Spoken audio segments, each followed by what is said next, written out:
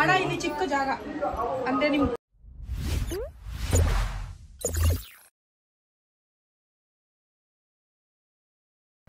Hi hello ನಮಸ್ಕಾರ welcome back to Roopa and goods blog in Kannada YouTube channel. ಇವತ್ತಿನ ಈ vlog ಬಂದು ಮನೆ ದೇವ್ರಿಗೆ ಕಾರ್ ತೊಗೊಂಡಿರೋದಕ್ಕೆ ಪೂಜೆ ಮಾಡ್ಕೊಂಬರೋಣ ಅಂತ ಹೇಳ್ಬಿಟ್ಟು ಬಂದಿದ್ದೀವಿ. ಇದು ಡೇ 2 ಅಂತಲೇ ಹೇಳ್ಬೋದು. ಇವತ್ತು ಬಂದಿರೋದು ಕಲ್ಲೇಶ್ವರ ದೇವಸ್ಥಾನಕ್ಕೆ. ಕಲ್ಲೆ ದೇವರು ಅಂತ ಹೇಳ್ಬಿಟ್ಟು ಕರಿತೀವಿ. ನಾಗಸನದ ಹತ್ರ ಇರೋದು ಇದು ಹಸ್ಬೆಂಡ್ ಮನೆ ದೇವರು. ಇಲ್ಲಿ ಆಲ್ರೆಡಿ ಸುಮಾರು ಸರಿ ಬಂದಿದ್ದೀವಿ. ಹಾಗೆಯೇ ಇವತ್ತು ಪೂಜೆ ಮಾಡಿಸ್ಕೊಂಡು ಹೋಗೋದಕ್ಕೆ ಕಾರಿಗೆ ಅಂತ ಹೇಳ್ಬಿಟ್ಟು ಬಂದ್ವಿ. ಆ್ಯಂಡ್ ಎಲ್ಲೂ ನಂಗೆ ಸಮಾಧಾನ ಆಗಲಿಲ್ಲ. ಕಾರ್ ಪೂಜೆ ಮಾಡಿಸಿದ್ದಕ್ಕೆ 5 ದೇವ್ರಿಗೆ ಹೋದ್ವಿ, ಎಲ್ಲೂ ಸಮಾಧಾನ ಆಗಲಿಲ್ಲ. 5 ಅಲ್ಲ 6 ಅಂದ್ಕೊಳ್ಳಿ. ಬಟ್ ಇಲ್ಲಿ ಮಾತ್ರ ನನಗೆ ಎಷ್ಟು ಸ್ಯಾಟಿಸ್ಫೈ ಆಯಿತು ಅಂದರೆ ಕಾರ್ ಪೂಜೆ ಮಾಡಿಸಿದ್ದಕ್ಕೂ ನೆಮ್ಮದಿ ಅನ್ನಿಸ್ತು. ಮತ್ತು ಮೂಲ ದೇವರು ಇದೇನೇ ಕೂಡ, ಹಂಗಾಗಿ ಮೂಲ ದೇವ್ರದ್ದು ಆಶೀರ್ವಾದನೇ ತುಂಬ ಚೆನ್ನಾಗಿ ಸಿಕ್ತು ಅಂತಲೇ ಹೇಳ್ಬೋದು. ಅಷ್ಟು ಚೆನ್ನಾಗಿ ಇವರು ಪೂಜೆನ ಮಾಡಿಕೊಟ್ರು. ಕಾರಿಗೆ ಎಲ್ಲ ಪ್ರತಿಯೊಂದು ಕಡೆಯೂ ಕುಂಕುಮ ಇಟ್ಟು ಅದು ಹೋಮ ಆಗಿರ್ಬೋದು, ಶ್ರೀಮ್ ಆಗಿರ್ಬೋದು ಎಲ್ಲನೂ ಕೂಡ ನೀಟಾಗಿ ಬರೆದು ಹೋಮ ಮಂತ್ರಗಳನ್ನೆಲ್ಲ ಚೆನ್ನಾಗಿ ಹೇಳಿ ಪೂಜೆನ ಮಾಡಿಕೊಟ್ರು. ಎಲ್ಲ ಕಡೆ ಗೌರ್ಮೆಂಟ್ ಮಾಡಿ ಒಬ್ಬರೂ ಕೂಡ ಸರಿಯಾಗಿ ಮಾಡಲಿಲ್ಲ. ಬಟ್ ಇಲ್ಲಿ ಮಾತ್ರ ನನಗೆ ಮನಸ್ಸು ತೃಪ್ತಿ ಆಗೋ ಥರ ಪೂಜೆನ ಮಾಡಿದ್ರು. ನನಗಂತೂ ಇಲ್ಲೊಂದೇ ಕಡೆ ನನಗೆ ಕಾರ್ ಪೂಜೆ ಮಾಡಿಸಿದ್ದಕ್ಕೂ ಸಾರ್ಥಕ ಆಯಿತು, ಒಂದು ಖುಷಿ ಆಯಿತು ಅಂದಿದ್ದು ಇದೊಂದೇ ಕಡೆನೇ. ನನಗಂತೂ ತುಂಬ ಸ್ಯಾಟಿಸ್ಫೈ ಆಯಿತು ಇಲ್ಲಿ ಪೂಜೆ ಮಾಡಿಸಿದ್ದು. ಆ್ಯಂಡ್ ದೇವರ ಆಶೀರ್ವಾದ ಕೂಡ ತುಂಬಾ ಚೆನ್ನಾಗಿ ಸಿಕ್ತು ಅಂತಲೇ ಹೇಳ್ಬೋದು. ಎಲ್ಲ ಕಡೆಯೂ ಪೂಜೆ ಎಲ್ಲ ಮಾಡಿಸಿ ನಿಂಬೆಹಣ್ಣು ಹಚ್ಚಕ್ಕೆ ನಾನು ಕಾರ್ ತೊಗೊಂಡೋಗಿಂದ ಒಂದ್ಸರಿನೂ 1 ಕಿಲೋಮೀಟ್ರ್ ಕೂಡ ಓಡಿಸಿಲ್ಲ. ಜಸ್ಟ್ ಈ ಥರ ಕಾರ್ ತೊಗೊಂಡು ನಿಂಬೆಹಣ್ಣು ಹಚ್ಚಕ್ಕೆ ಮಾತ್ರ ನನಗೆ ಕೊಡ್ತಾಯಿದ್ದಾರೆ. ಆ್ಯಂಡ್ ನಾನು ಫೋರ್ಸು ಮಾಡ್ತಾಯಿಲ್ಲ, ಈಸ್ಕೊತಾ ಇಲ್ಲ. ಬಿಕಾಸ್ ನಾನು ಕ್ಲಾಸ್ ಕಂಪ್ಲೀಟ್ ಮಾಡ್ಕೊಳ್ಳೋಣ, ಆಮೇಲೆ ನಾನು ಡ್ರೈವ್ ಮಾಡೋಣ ಅಂತ ಹೇಳ್ಬಿಟ್ಟು, ಇನ್ನೇನು ನಮ್ಮದೇ ಕಾರ್ ಅಲ್ವ, ನಾನೇ ಓಡಿಸ್ಬೇಕು, ಇನ್ನೂ ಟೈಮ್ ಇದೆ ಅಂತ ಹೇಳ್ಬಿಟ್ಟು ನಾನೇ ಸಮಾಧಾನ ಮಾಡಿಕೊಂಡೆ. ಇವಾಗ ನೆಕ್ಸ್ಟ್ ನಾವು ಅಲ್ಲಿ ಮುಗಿಸ್ಕೊಂಡು ಯಡಿಯೂರಿಗೆ ಬಂದ್ವಿ. ಇದು ಅಪ್ಪನ ಮನೆ ದೇವರು. ಆ್ಯಂಡ್ ಎಲ್ರಿಗೂ ದೇವರೇನೆ. ಆ್ಯಂಡ್ ಇರೋದು ಅಪ್ಪನ ಮನೆ ದೇವರು ಅಂತ ಹಾಗಾಗಿ ಹೇಳಿದೆ. ಅಲ್ಲಿಗೆ ಬಂದು ಪೂಜೆನೂ ಮಾಡಿಸ್ಕೊಂಡು, ಇಲ್ಲಿ ಏನು ಕಾರ್ ಪೂಜೆ ನಾವೇನೇ ಮಾಡ್ಕೊಂಡ್ವಿ, ಪೂಜೆ ಎಲ್ಲ ಮಾಡಿಸ್ಕೊಂಡ್ವಿ. ಆ್ಯಂಡ್ ನಾವೊಂದು ಹಾರ ತೊಗೊಂಡೋಗಿದ್ವಿ, ಅವರೊಂದು ದೇವ್ರದ್ದು ಹಾರ ಕೊಟ್ಟರು, ಅದನ್ನೇ ತೊಗೊಂಡೋಗಿ ದೇವ್ರ ಪೂಜೆನ ಆ್ಯಂಡ್ ಮಾಡಿಸ್ಕೊಂಡು ಕಾರ್ ಪೂಜೆನೂ ಕೂಡ ನಾವೇನೇ ಮಾಡ್ಕೊಂಡ್ವಿ. ಗೊತ್ತಲ್ವ, ಅವ್ರು ಕರೆದ್ರೂ ಅವ್ರು ನೀಟಾಗಿ ಮಾಡಲ್ಲ, ನಮಗೆ ಸ್ಯಾಟಿಸ್ಫೈ ಕೂಡ ಆಗೋಲ್ಲ. ಹಂಗಾಗಿ ಇಲ್ಲಿ ನಾವೇನೇ ಮಾಡ್ಕೊಂಡ್ವಿ, ಪೂಜೆ ಎಲ್ಲ ಮಾಡಿದ್ವಿ. ಇವಾಗ ಅಪ್ಪು ಈಗಾಯಿ ಹೊಡಿಯೋದಕ್ಕೆ ಅಂತ ಹೇಳ್ಬಿಟ್ಟು ಹೊಡಿತಾ ಇದ್ದಾನೆ. ಮತ್ತು ಇನ್ನೊಂದು ದೇವ್ರದ್ದು ಹಾರ, ನಾವೊಂದು ಹಾರ ತೊಗೊಂಡಿದ್ವಲ್ಲ ಅದನ್ನು ಹಾಕಿದ್ವಿ ಕಾರ್ಗೆ ಅಂತಲೇ. ಆ್ಯಂಡ್ ದೇವ್ರ ಹತ್ರ ಕೊಟ್ಟಿದ್ದು ಒಂದು ಹಾರನೂ ಕೂಡ ಹಾಕಿದ್ವಿ. ಅವನು ಅಪ್ಪು ಅದನ್ನು ಎತ್ಕೊಳ್ಳೋಕ್ಕೆ ಟ್ರೈ ಮಾಡ್ತಿದ್ದ. ಅಂದರೆ ಅವನಿಗೆ ಹಾಕಬೇಕು, ಅವನೇ ಇಟ್ಕೋಬೇಕು ಅಂತ ಅವನ ಆಸೆ. ಆ್ಯಂಡ್ ಏನೇನೋ ಜೋರಾಗೆಲ್ಲ ಕಿಚ್ಚೋದು, ಈಗ ಸ್ವಲ್ಪ ಬುದ್ಧಿ ಬಂದಿದ್ದಲ್ಲ, ಒಂಥರ ಆಗ್ತಾಯಿದೆ. ಆ್ಯಂಡ್ ಪೂಜೆ ಎಲ್ಲ ಮುಗಿಸ್ಕೊಂಡು ಕಾರಿಗೆಲ್ಲ ಪೂಜೆ ಮಾಡಿ ದಾಸೋಹಕ್ಕೆ ಬಂದು ಊಟದ ಟೈಮ್ ಕೂಡ ಆಗಿತ್ತಲ್ಲ, ಊಟ ಮಾಡ್ಕೊಂಡು ಆಮೇಲೆ ಚುಂಚನಗಿರಿಗೆ ಹೋಗೋಣ ಅಂತ ಹೇಳ್ಬಿಟ್ಟು ಊಟ ಮಾಡೋದಕ್ಕೆ ಅಂತ ಬಂದ್ವಿ. ಊಟ ಎಲ್ಲ ಮಾಡಿಕೊಂಡು ಆಮೇಲೆ ಕಾರ್ ಹತ್ರ ಹೋದ್ವಿ. ನೋಡಿದ್ರೆ ಕಾರ್ ಹತ್ರ ಹಾರನೇ ಫುಲ್ ಎಲ್ಲ ತಿಂದಾಕ್ಬಿಟ್ಟಿದೆ ಮೇಕೆ. ಅಪ್ಪು ಹೂವಲ್ಲ, ಅಯ್ಯೋ ಹಾರ ನೋಡಪ್ಪು, ಅಯ್ಯೋ ಹೂವಲ್ಲಪ್ಪು, ಹೂವ ಮೇಕೆ ಎಲ್ಲ ತಿನ್ಕೊಂಡ್ಬಿಟ್ಟದೆ.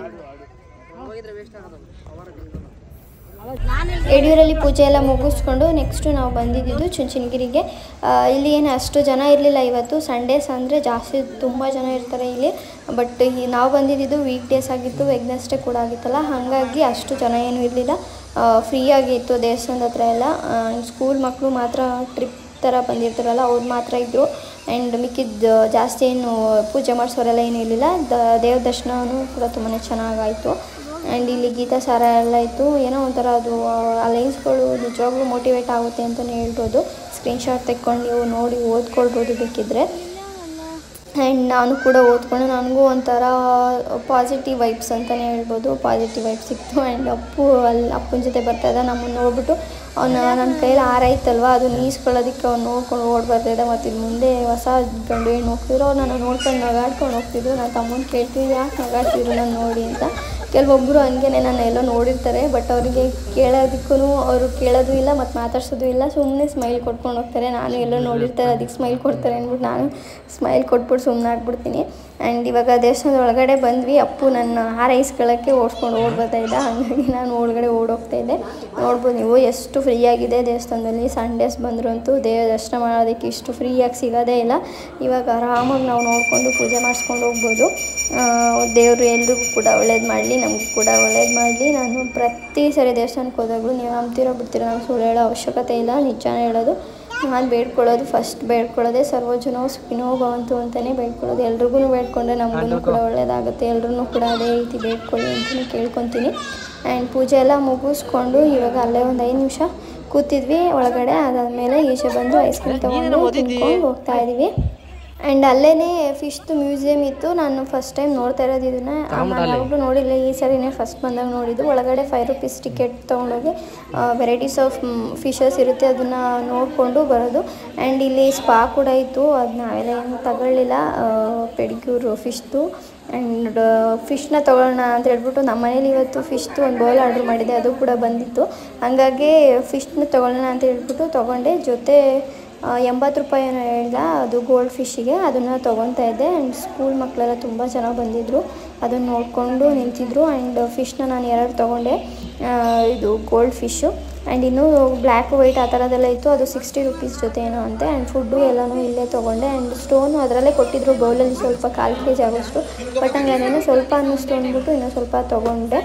ಫಿಶ್ನ ಹೇಗೆ ನೋಡ್ಕೊಳ್ಳೋದ್ರ ಬಗ್ಗೆ ಕೇಳ್ತಾ ಇದ್ದೆ ಅವರಿಗೆ. ನೀರನ್ನ ಎಷ್ಟು ಯಾವಾಗ ಚೇಂಜ್ ಮಾಡಬೇಕು, ಎಷ್ಟು ದಿನಕ್ಕೆ ಒಂದ್ಸರಿ, ಮತ್ತು ಫುಡ್ಡೆಲ್ಲ ಎಷ್ಟು ಹಾಕಬೇಕು ಅಂತ ಕೇಳ್ತಾ ಇದ್ದೆ. ಅದಕ್ಕೆ ನೀರನ್ನ ಒಂದಿನ ಬಿಟ್ಟು ಒಂದಿನ ನೀರನ್ನ ಚೇಂಜ್ ಮಾಡಿ. ಆ್ಯಂಡ್ ಫುಡ್ನ 2 ಕಾಳು ಮಾತ್ರ ಹಾಕಿ, ಜಾಸ್ತಿ ಹಾಕಬೇಡಿ ಅಂತ ಹೇಳಿದ್ರು. ಜಾಸ್ತಿ ಹಾಕಿದ್ರೆ ಸಿಕ್ಕೋಗ್ಬಿಡುತ್ತಂತೆ. 2 ಕಾಳು ಮಾತ್ರ ಹಾಕಿ. ನಾನು ಒಂದು 6-7 ಕಾಳು ಹಾಕಬೇಕಾ ಅಂತ ಕೇಳಿದೆ. ಹಂಗೆ ಹಾಕಿದ್ರೆ ಸಾಯಿಸ್ಬಿಡ್ತೀರ ಅಷ್ಟೇ ನೀವು ಅಂತ ಹೇಳಿದ್ರು. 2 ಕಾಳು ಅಂತ ನಂಗೆ ಗೊತ್ತಿರಲಿಲ್ಲ, ಇದನ್ನೊಂದು ತಿಳ್ಕೊಂಡೆ. ಫಸ್ಟ್ ಟೈಮ್ ಎಲ್ಲ ನಾವು ಫಿಶ್ನ ಸಾಕ್ತಾ ಇರೋದು, ಹಾಗಾಗಿ ನಾನು ಇನ್ಸ್ಟ್ರಕ್ಷನ್ ಎಲ್ಲ ಕೇಳಿ ತಿಳ್ಕೊಂಡೆ. ಆ್ಯಂಡ್ ಫಿಶ್ನ ಈ ರೀತಿಯಾಗಿ ದೊಡ್ಡ ಕವರ್ಗೆ ದೂರ ಹೋಗ್ತೀರಾ ಅಂತ ಕೇಳಿ ಪ್ಯಾಕ್ ಮಾಡಿ ಕೊಟ್ಟರು. ಆ್ಯಂಡ್ ಮನೆಗೆ ಬಂದು ಇವಾಗ ಬೌಲ್ನ ಇದನ್ನು ಅಮೆಝಾನಲ್ಲಿ ನಾನು ಬುಕ್ ಮಾಡಿದ್ದೆ. 408-9 ರೂಪಾಯಿ ಏನೋ. ಆ ಲಿಂಕ್ನ ಬೇಕಿದ್ರೆ ನಾನು ಕಮೆಂಟ್ ಮಾಡಿ ಶೇರ್ ಮಾಡ್ತೀನಿ. ಆ್ಯಂಡ್ ಅದೂ ಕೂಡ ಇವತ್ತೇ ಬಂತು. ಹಂಗಾಗಿ ನಾನು ಬಂದಿದ್ದಲ್ಲ, ಹಾಗಾಗಿ ಫಿಶ್ನ ಅಲ್ಲಿ ನೋಡಿದ್ನಲ್ವ, ಹಂಗಾಗಿ ತೊಗೊಂಡೆ ಹೋಗ್ಬಿಡೋಣ ಅಂತ ಹೇಳ್ಬಿಟ್ಟು ಫಿಶ್ನು ಕೂಡ ಅಲ್ಲಿಂದ ತೊಗೊಂಡು ಬಂದಿದ್ದು. ಎಲ್ಲ ಕೂಡ ಒಂದೇ ದಿನ ಸಟ್ರೇಟ್ ಆದಂಗೆ ಆಯಿತು, ಎಲ್ಲ ಒಂದೇ ಸರಿ ಸಿಕ್ದಂಗೂ ಕೂಡ ಆಯಿತು. ಇವಾಗ ಫಿಶ್ನ ನಾವು ಬೌಲ್ಗೆ ಹಾಕಬೇಕು. ಬೌಲ್ಗೆ ನಾನು ತಮ್ಮ ಕೈಯಲ್ಲಿ ಮೊಳೆ ಎಲ್ಲ ಒರೆಸಿ ಅದನ್ನು ಬೌಲ್ನ ಗೋಡೆಗೆ ಹ್ಯಾಂಗ್ ಮಾಡಿಸಿದ್ದೀನಿ. ಅದರೊಳಗಡೆ ಇವಾಗ ಸ್ಟೋನ್ ಎಲ್ಲ ಹಾಕಿ ಫಿಶ್ನ ಇವಾಗ ಅದರೊಳಗಡೆ ಬಿಡ್ತಾಯಿದ್ದೀವಿ. ಇದಕ್ಕೆ ಮನಿ ಪ್ಲ್ಯಾಂಟ್ ಕೂಡ ಕೊಟ್ಟಿದ್ರು ಅದ್ರ ಜೊತೆಗೆ, ಬೌಲ್ ತೊಗೊಂಡಿದ್ವಲ್ಲ ಅದ್ರ ಜೊತೆಗೆ.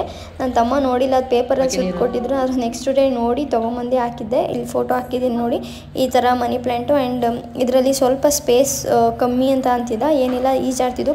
ಸ್ಟೋನ್ ಸ್ವಲ್ಪ ಜಾಸ್ತಿ ಆಗಿತ್ತು, ಅದನ್ನು ಸ್ವಲ್ಪ ತೆಗೆದ್ಮೇಲೆ ಸರಿ ಹೋಯಿತು. ಬಟ್ ಒಂದು ಫಿಶ್ ಸತ್ತೋಯ್ತು, ಅದು ತುಂಬಾ ಬೇಜಾರಾಗ್ತಿದೆ.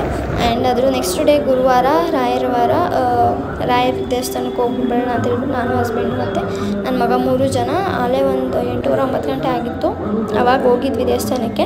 ಆ್ಯಂಡ್ ಪ್ರತಿ ಗುರುವಾರ ಕೂಡ ಹೋಗ್ತಾ ಇದ್ದೀನಿ. ಹೋಗಿ ಬಂದ್ವಿ ಮನೆಗೆ. ಆ್ಯಂಡ್ ಅದ್ರ ನೆಕ್ಸ್ಟ್ ಡೇ ಕೆಳಗಡೆ ಟೀಪೈ ಮತ್ತು ಸೋಫಾ ಚೇರ್ ಎಲ್ಲನೂ ಕೂಡ ಮೇಲಕ್ಕೆ ಶಿಫ್ಟ್ ಮಾಡಬೇಕಾಗಿತ್ತು. ಅದನ್ನೆಲ್ಲ ಅಪ್ಪನೇ ಸೋಫಾ ಚೇರಿಗೆಲ್ಲನೂ ಕೂಡ ಪೇಂಟ್ ಎಲ್ಲ ಮಾಡಿ ಇಟ್ಟಿದ್ರು. ಅದೆಲ್ಲ ಸ್ವಲ್ಪ ಡ್ರೈ ಆಗಿತ್ತು. ಇವಾಗ ಅದನ್ನೆಲ್ಲನೂ ಕೂಡ ಮೇಲ್ಗಡೆಗೆ ತೊಗೊಂಬಂದು ಎತ್ತಿಟ್ವಿ. ಕೆಳಗಡೆ ಎಲ್ಲ ಅದು ತೆಗೆದ್ಮೇಲೆ ಎಲ್ಲ ಸ್ವಲ್ಪ ಎಲ್ಲ ಮೆಸ್ಸಿ ಆಗಿದೆ, ಅದನ್ನೆಲ್ಲ ಕ್ಲೀನ್ ಮಾಡಬೇಕು. ಮೇಲ್ಗಡೆ ಬಂದು ನಮ್ಮ ಮನೇಲಿ ತುಂಬಾ ಫ್ರೇಮ್ಸ್ ಇತ್ತಲ್ಲ ನಂದು, ಹಾಗಾಗಿ ಅದನ್ನೆಲ್ಲನೂ ಕೂಡ ವಾಲಿಗೆ ಹಾಕ್ಸೋಣ ಅಂತ ಹೇಳ್ಬಿಟ್ಟು ನನ್ನ ತಮ್ಮನ ಕೈಲಿ ಡ್ರಿಲ್ ಮಾಡಿಸಿ ಅದನ್ನೆಲ್ಲ ಹ್ಯಾಂಗ್ ಮಾಡಿಸ್ದೆ. ಹೇಗೆ ಕಾಣಿಸ್ತಾ ಇದೆ, ತುಂಬ ಚೆನ್ನಾಗಿ ಕಾಣಿಸ್ತಾ ಇತ್ತು ನನಗಂತೂ. ಇನ್ನೂ ಮನೆಯೆಲ್ಲ ಫುಲ್ ಕಂಪ್ಲೀಟಾಗಿ ಅರೇಂಜ್ಮೆಂಟ್ ಮಾಡಿಲ್ಲ, ಒಂದೊಂದನೇ ನಿಧಾನಕ್ಕೆ ಮಾಡ್ಕೊತಾ ಇದ್ದೀನಿ. ಆ್ಯಂಡ್ ಯಾಕಂದರೆ ಎಲ್ಲನೂ ಕೂಡ ನಾನು ಆಲ್ರೆಡಿ ತೊಗೊಂಡು ಇಟ್ಕೊಂಡಿಲ್ಲ, ಒಂದೊಂದನೇ ತೊಗೊತಾ ಇರೋದ್ರಿಂದ ಸ್ವಲ್ಪ ನಿಧಾನವಾಗಿ ಆಗ್ತಾಯಿದೆ. ನಾನು ಒಂದು ಸಾರಿ ಹೋಮ್ ಟೂರ್ ಕೂಡ ಮಾಡಿ ತೋರಿಸ್ತೀನಿ, ತುಂಬ ಜನ ಕೇಳ್ತಾ ಇದ್ದೀರಾ. ಎಲ್ಲ ಫುಲ್ ಆದಮೇಲೆ ನಾನು ತೋರಿಸ್ತೀನಿ.